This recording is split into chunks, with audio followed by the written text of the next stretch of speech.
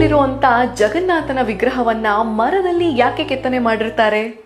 ನಾನು ಹಂಸ YouTube, Facebook ಹಾಗೆ Instagram ಅಲ್ಲಿ ನನ್ನ ಫಾಲೋ ಮಾಡಿ. ಹಿಂದೆ ಇಂದ್ರದ್ಯುಮ್ನ ಅಂತ ಒಬ್ಬ ರಾಜ ಇರ್ತಾನೆ. ಇವನು ವಿಷ್ಣುವಿನ ಮಹಾಭಕ್ತ.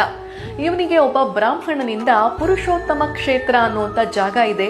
ಇಲ್ಲಿ ಸಾಕ್ಷಾತ್ ವಿಷ್ಣು ಭಗವಂತನನ್ನ ನೀಲಮಾಧವ ಅನ್ನೋ ಸ್ವರೂಪದಲ್ಲಿ ಪೂಜೆ ಮಾಡ್ಲಾಗ್ತಿದೆ ಅಂತ ತಿಳಿಯತ್ತೆ. ಹೇಗಾದ್ರೂ ಮಾಡಿ ಆ ದೇವರ ದರ್ಶನ ಪಡಿಬೇಕು ಅಂತ ತನ್ನ ಮಂತ್ರಿಯಾಗಿದ್ದಂತ ವಿದ್ಯಾಪತಿಯನ್ನ ಅಲ್ಲಿಗೆ ಕಳಿಸ್ತಾರೆ.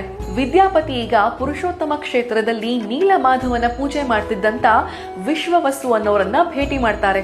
ನೀಲಮಾಧವನ ಬಗ್ಗೆ ತಿಳಿಸ್ಕೊಡೋದಾಗಿ ಕೇಳ್ತಾರೆ. ಆದ್ರೆ ಅವರು ಒಪ್ಕೊಳ್ಳೋದಿಲ್ಲ. ಈ ಸಂದರ್ಭದಲ್ಲಿ ವಿಶ್ವವಸುವಿನ ಮಗಳಾಗಿದ್ದಂತ ಲಲಿತಾ ವಿದ್ಯಾಪತಿಯನ್ನ ಪ್ರೀತಿಸ್ತಾಳೆ. ಇವರಿಬ್ಬರ ಮದುವೆ ಕೂಡ ಆಗತ್ತೆ. ಈಗ ಮತ್ತೊಂದ್ಸಲ ವಿದ್ಯಾಪತಿ ನೀಲಮಾಧವನ ಬಗ್ಗೆ ತಿಳಿಸೋದಾಗಿ ವಿಶ್ವವಸುವನ್ನ ಕೇಳ್ತಾರೆ. ಅಳಿಯನಿಗೆ ಇಲ್ಲ ಅನ್ನೋಕಾಗ್ದೇನೆ ಅವನ ಕಣ್ಣಿಗೆ ಬಟ್ಟೆಯನ್ನ ಕಟ್ಟಿ ಕರ್ಕೊಂಡು ಹೋಗ್ತಾರೆ. ವಿದ್ಯಾಪತಿ ಏನ್ ಮಾಡ್ತಾನೆ, ಕೈಯಲ್ಲಿ ಒಂದಷ್ಟು ಸಾಸಿವೆಯನ್ನ ಹಿಡ್ಕೊಂಡು ದಾರಿ ಉದ್ದಕ್ಕೂ ಅದನ್ನ ಚೆಲ್ಕೊಂಡು ಬರ್ತಾನೆ. ಅಲ್ಲಿಗೆ ಹೋಗ್ತಾನೆ. ಕಣ್ಣಿನ ಪಟ್ಟಿಯನ್ನ ತೆಗೆದು ಸಾಕ್ಷಾತ್ ವಿಷ್ಣು ಪರಮಾತ್ಮನಾಗಿದ್ದಂತ ನೀಲಮಾಧವನ ದರ್ಶನವನ್ನ ಪಡಿತಾನೆ. ವಾಪಸ್ ಬಂದು ಇಂದ್ರದ್ಯುಮ್ನ ರಾಜನಿಗೆ ತಿಳಿಸ್ತಾನೆ. ಈಗ ರಾಜ ಅಲ್ಲಿಗೆ ಬರ್ತಾನ. ಈ ಕಥೆಗೂ ಪುರಿಯ ಜಗನ್ನಾಥನ ವಿಗ್ರಹವನ್ನ ಮರದಲ್ಲಿ ಮಾಡಿರೋದಕ್ಕೂ ಏನ್ ಸಂಬಂಧ? ಮುಂದಿನ ಎಪಿಸೋಡ್ ಅಲ್ಲಿ ನಾ ಹೇಳ್ತೀನಿ.